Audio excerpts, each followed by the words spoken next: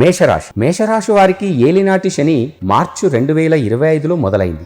7.5 ఏళ్ల వరకు ఈ ప్రభావం ఉంటుంది. మేషరాశి వారు ఈ సమయంలో ఆ శని మొదటి దశలో ఉన్నాడు కాబట్టి 2027లో రెండవ దశ మొదలవుతుంది. 2032కి ఆ శని నుంచి బయటపడతారు మేషరాశి వారు. ఈ సమయంలో మేషరాశి వారందరూ కూడా ప్రతి శనివారం రోజున ఆ శనీశ్వరుడికి ప్రత్యేక పూజలు చేయడం ద్వారా ఆ శని భగవానుని మెండైన ఆశీస్సులను పొందవచ్చు. తదుపరి కుంభరాశి. ఈ కుంభరాశి వారికి ఏలినాటి శని 3వ దశలో ఉంది.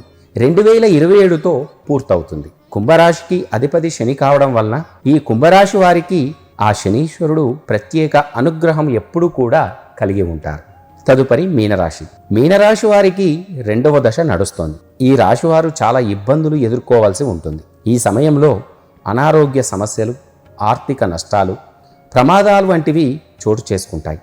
ఒత్తిడి వలన బంధాలు కూడా దెబ్బతినే అవకాశం కలిగి ఉంది. 2029 వరకు ఈ రాశివారు ఈ సమస్యలను ఎదుర్కోవాల్సి ఉంటుంది.